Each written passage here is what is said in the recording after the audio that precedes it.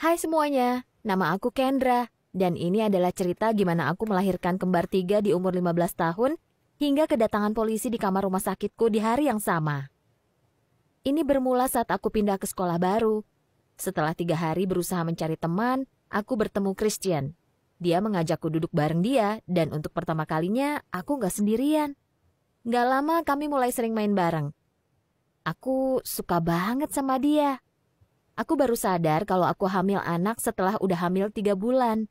Saat aku lihat hasil tesnya positif, aku yakin hidupku sudah berakhir. Waktu aku mikirin cara bilang ke orang-orang, ibuku menemukan tesnya di tempat sampah.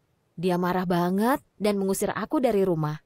Aku harus tinggal sama kakakku dan dia tinggal di sebuah karavan di sisi kota lainnya dengan 2 anaknya yang kerjaannya teriak-teriak. Tinggal di sana itu kayak mimpi buruk. Tapi aku nggak punya pilihan lain. Lalu aku harus bilang Christian. Aku pikir dia bakal kabur atau teriak padaku.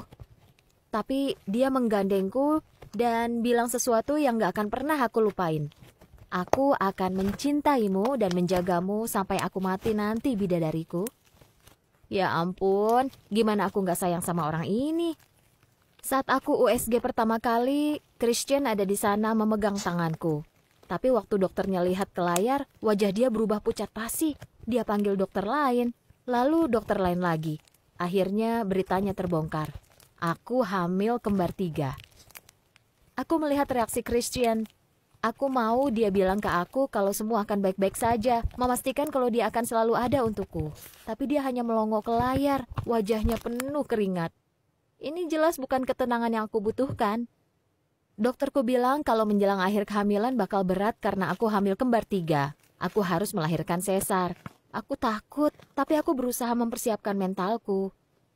Setelah appointment itu, Christian menjauh dan bilang kalau dia butuh waktu untuk berpikir. Dia naik mobil dan pergi. Aku harus naik bis ke rumah kakakku. Aku telepon Christian di hari itu, tapi nggak ada jawaban. Aku sedang hamil kembar 3, tinggal di karavan tanpa uang, dan pacarku meninggalkanku. Aku menangis sepanjang malam. Besoknya, aku mulai ambil kelas online karena perutku akan terus membesar. Aku nggak bisa ketemu Christian di sekolah, jadi aku telepon dan chat dia terus-terusan selama beberapa bulan. Setiap aku minta dia datang, dia selalu bikin alasan dan nggak pernah datang.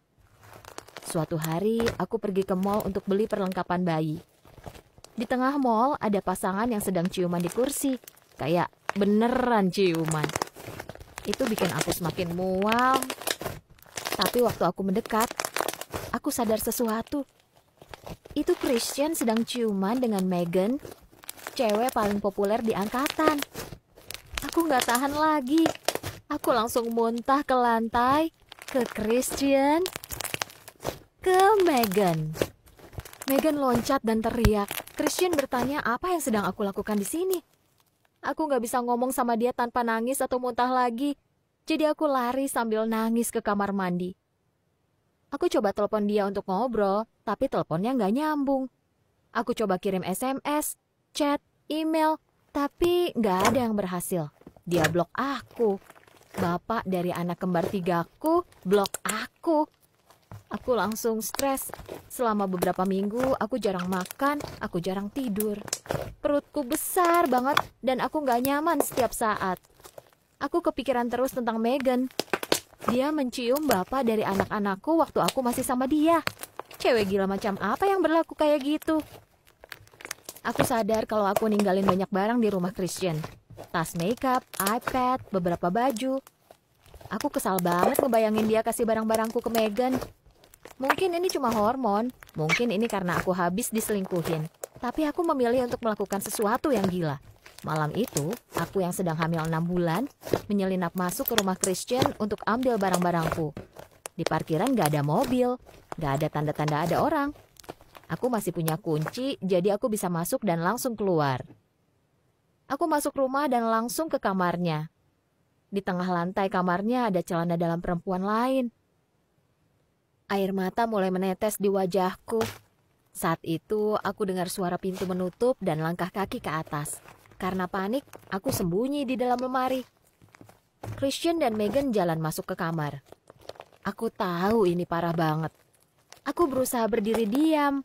Tapi aku mulai merasa perutku sakit seperti ditusuk. Aku menahan tangisku sambil mengintip di antara lubang pintu lemari. Christian memegang tangan Megan sambil bilang, "Aku akan mencintaimu dan menjagamu sampai aku mati nanti, bidadariku." Kamu percaya nggak sih kelakuan dia? Aku nggak tahan lagi. Aku langsung keluar dari lemari. Aku bahkan nggak tahu aku ngomong apa. Aku udah menggila. Christian bilang aku psycho karena sembunyi di lemari. Waktu aku jelasin kenapa aku di situ, dia bilang aku stalker. Saat itu aku merasa sakitnya makin parah. Rasanya kayak ada orang yang menusuk perutku. Saat aku lihat ke bawah, ada darah di celanaku. Apa aku mau melahirkan lebih cepat? Aku kan harusnya lahiran sesar. Dengan panik, mereka telepon 911. Sakitnya parah banget. Aku sampai nggak bisa apa-apa. Aku nangis waktu mereka bawa aku naik ambulans dan membawaku ke rumah sakit. Kakakku bahkan belum sampai waktu mereka operasi sesar darurat. Waktu mereka taruh anak-anakku di dadaku, aku benar-benar kacau sampai aku nggak tahu apa yang terjadi. Saat aku sedang pemulihan, polisi datang. Mereka bilang aku harus diinterogasi karena menguntit dan membobol rumah. Mereka pikir aku membobol rumah. Mereka pikir aku menguntit. Aku nggak melakukan dua-duanya. Aku harus beresin ini atau hidupku bisa jadi berantakan. Waktu aku jelasin, mereka bilang kalau ada yang membuat laporan atas kelakuan aku. Aku mulai nangis. Salah satu perawat masuk dan menyuruh mereka meninggalkan aku. Tapi mereka tetap berdiri, menginterogasi aku. Nggak lama kemudian, pintunya terbuka. Megan masuk. Aku nggak percaya. Aku nggak butuh drama lagi. Dia orang terakhir yang mau aku lihat. Aku membuka mulutku untuk teriak dan menyuruh dia pergi. Tapi dia menoleh ke para polisi. Dia bilang kalau laporan yang dibuat tentang aku itu salah. Christian bohong. Dia bilang ke polisi kalau aku penguntit gila. Padahal aku cuma mau ambil barang-barangku. Aku pengen nyubit diriku sendiri.